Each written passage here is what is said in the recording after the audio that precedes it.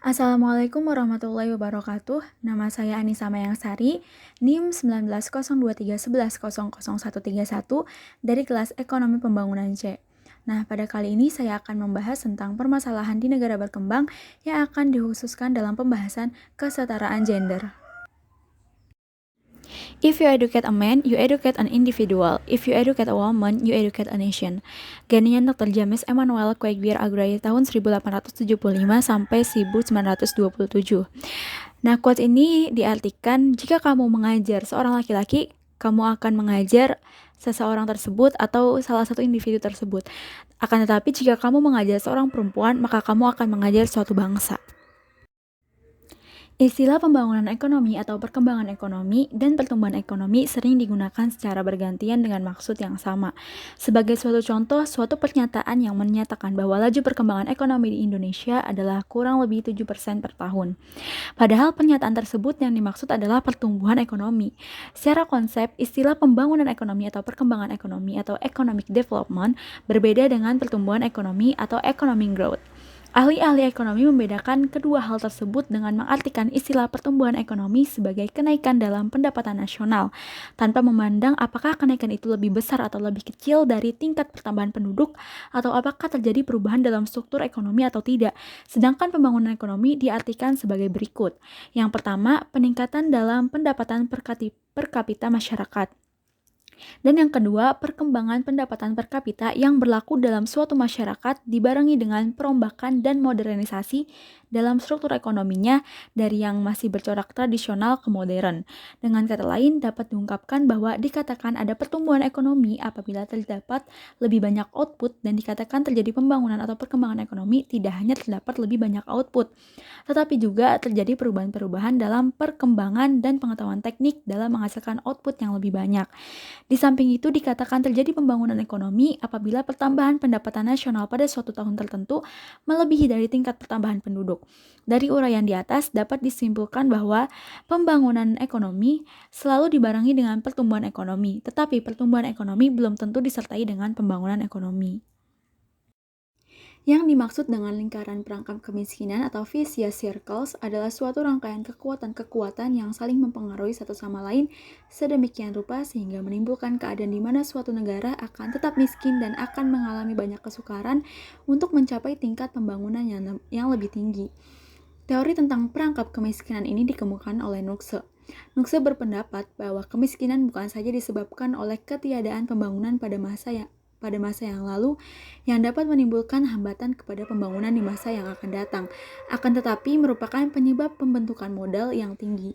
Sehubungan dengan hal tersebut, Nuxe mengatakan bahwa suatu negara adalah miskin karena ia merupakan negara miskin. A country is poor because it is poor. Menurut Nuxe, lingkaran perangkap kemiskinan merupakan penyebab timbulnya pembentukan modal yang tinggi. Di satu pihak, pembentukan modal ditentukan oleh tingkat tabungan dan di lain pihak oleh perangsang untuk menanamkan modal. Untuk negara sedang berkembang, keadaan kedua faktor tersebut tidak memungkinkan untuk dilaksanakan. Apabila dilangkum analisis dari Nuxe, Meyer, dan Baldwin mengenai penghambat pembangunan ekonomi yang diuraikan di atas, maka pada hakikatnya teori perangkap kemiskinan berpendapat bahwa yang pertama, ketidakmampuan untuk mengerahkan tabungan yang cukup, dan kedua, kurangnya perangsang untuk melakukan penanaman modal, dan yang ketiga, taraf pendidikan, pengetahuan, dan keterampilan masyarakat relatif rendah.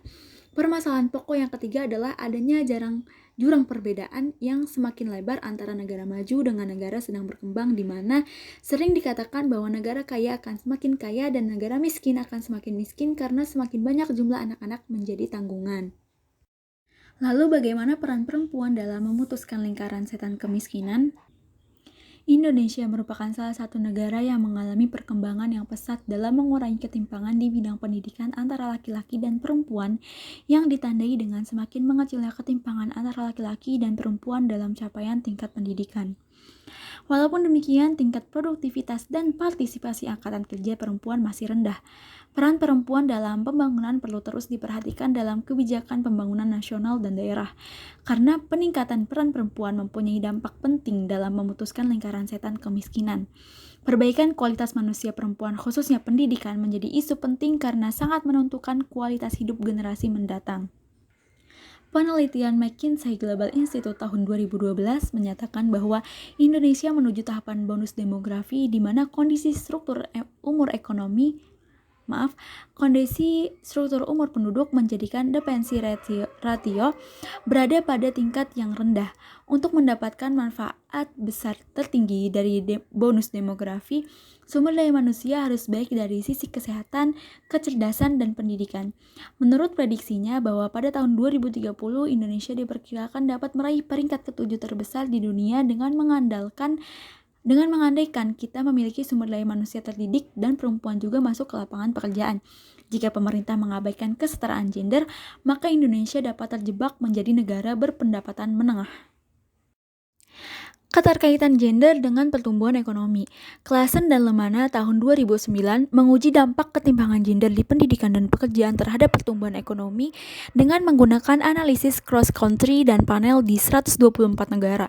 Penelitiannya menyimpulkan bahwa ketimpangan gender merugikan pertumbuhan ekonomi suatu negara wilayah.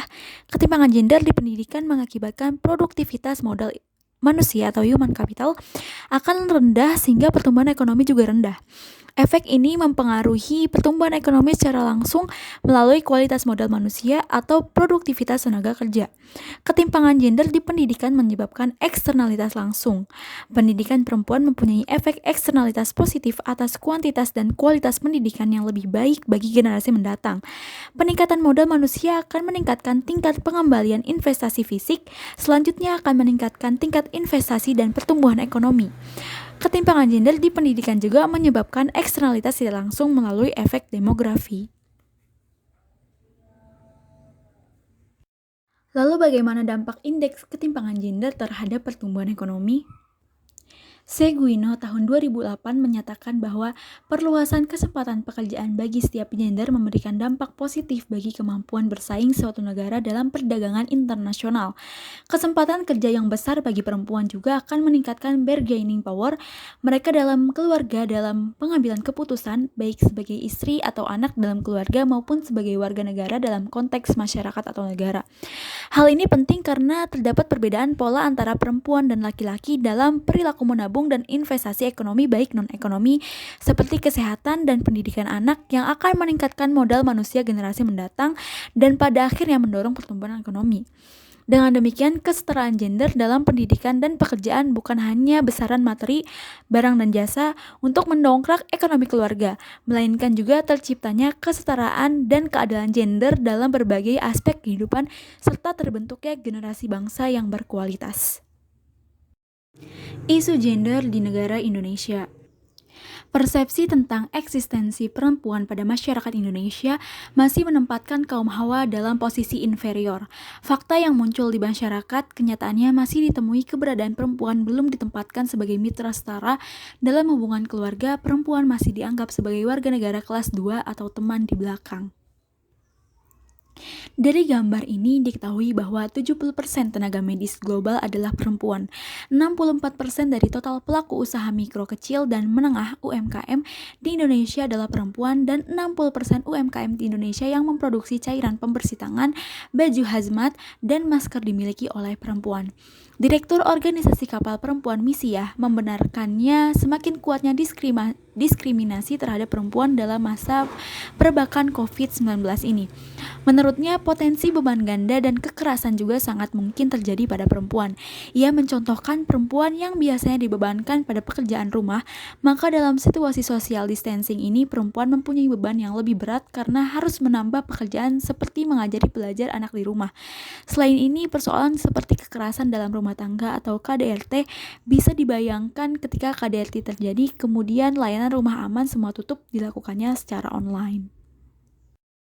Diskriminasi terhadap perempuan Indonesia didukung oleh budaya yang patriarki, yang menyebabkan kedudukan laki-laki lebih tinggi daripada perempuan sehingga terjadi kedudukan yang tidak seimbang dengan laki-laki dalam urusan keluarga maupun dunia kerja atau bisnis. Karena budaya patriarki yang membuat wanita dianggap sebagai makhluk yang lemah dan laki-laki menjadi makhluk yang kuat, maka terjadilah pembagian kerja di dalam kehidupan sehari-hari sehingga muncul bias gender. Kajian dan analisis yang ada dapat dikelompokkan sekurang-kurangnya ada 5 faktor yang menyebabkan terjadinya ketidaksetaraan gender. Yang pertama, pengaruh tata nilai sosial budaya yang masih menganut paham patriarki, yaitu keberpihakan yang kuat terhadap kaum laki-laki dibandingkan perempuan. Tata nilai tersebut diwariskan secara turun-temurun dari waktu ke waktu, baik dari berasal budaya lokal maupun pengaruh dari luar. Yang kedua, banyak produk hukum dan peraturan perundang-undangan yang berlaku baik formal maupun informal atau hukum adat yang bias gender.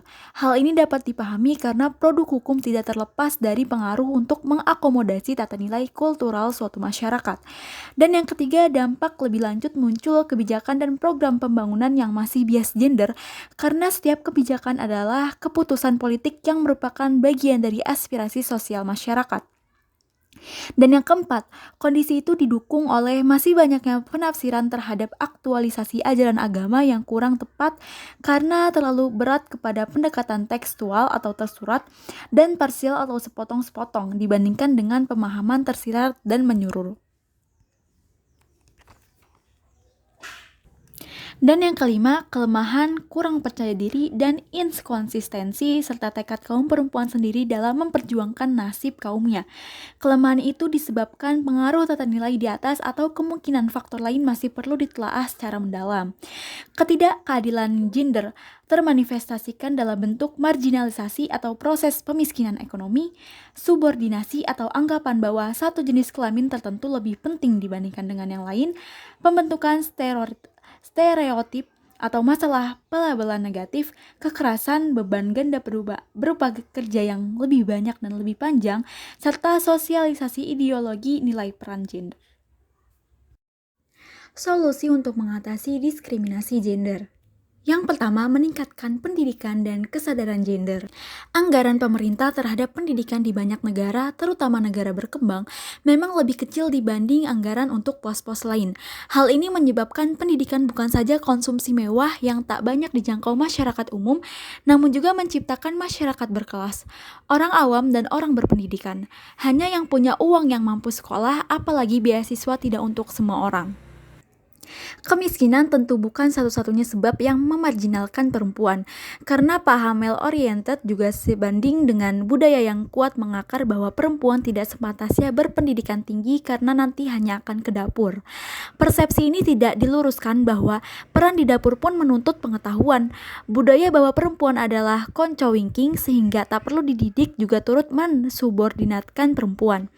Fakta-fakta di atas menunjukkan betapa pendidikan dalam arti yang sebenarnya bagi perempuan bukan ketertinggalan yang harus dikejar tapi dilanggengkan. Diakui bahwa saat ini banyak perempuan yang sudah memegang peranan penting, tapi itu hanya representasi kecil yang belum mewakili populasi. Selain juga tidak semuanya mempunyai kesadaran gender. Selain itu, lingkungan kependidikan keagamaan juga turut berperan membentuk persepsi ini. Selain faktor-faktor di atas, adanya tren bahwa perempuan yang sekolah tinggi kemudian tidak mengembangkan karirnya dan memilih kembali ke ruang domestik menimbulkan persepsi bahwa memang tugas perempuan adalah mengurus rumah tangga dan ini tidak dianggap sebagai pilihan sadar individu. Faktor-faktor di atas juga disebabkan sebenarnya disadari telah dikembangkan secara budaya, dikukuhkan oleh negara, dinikmati laki-laki dan juga diamini perempuan. Dan yang kedua, peningkatan pertumbuhan ekonomi untuk memantapkan insentif demi kesetaraan sumber daya dan partisipasi. Di sebagian negara besar, perkembangan ekonomi dikaitkan dengan perbaikan keadaan bagi perempuan dan anak-anak perempuan. Ketika perkembangan ekonomi meningkatkan pendapatan dan mengurangi kemiskinan, ketidaksetaraan gender cenderung menurun. Rumah tangga berpenghasilan rendah dipaksa untuk menjatah pengeluaran untuk pendidikan, perawatan kesehatan, dan gizi di mana perempuan dan anak perempuan yang dikorbankan karena merekalah yang menanggung sebagian besar beban. Oleh karena itu, ketika pendapatan rumah tangga bertambah, ketidaksetaraan gender dalam sumber daya manusia cenderung menurun. Dan yang ketiga, Mengambil langkah kebijakan proaktif dalam penguasaan sumber daya dan partisipasi politik, meningkatkan kesetaraan gender dalam akses ke berbagai sumber daya produktif dan kapasitas pendapatan, mengurangi biaya pendidikan, menanggapi keprihatinan orang tua terhadap kelayakan dan keamanan anak perempuan, dan meningkatnya penghasilan rumah tangga dari penanaman investasi pada pendidikan perempuan melalui kemajuan kualitas pendidikan. Semuanya itu dapat mengatasi hambatan sosial dan ekonomi di bidang pendidikan anak perempuan, bahkan pada masyarakat yang masih sangat patriarkis sekalipun. Menyediakan perlindungan sosial yang layak gender. Program-program jaminan hari tua yang tidak memperhitungkan perbedaan-perbedaan gender dalam lapangan pekerjaan, pencarian nafkah, dan harapan hidup beresiko membiarkan perempuan terutama janda menjadi rawan kemiskinan di usia tuanya. Memantapkan aspirasi dan partisipasi politik perempuan, perubahan-perubahan institusional yang menetapkan kesetaraan gender dalam hak-hak dasar merupakan landasan utama partisipasi politik.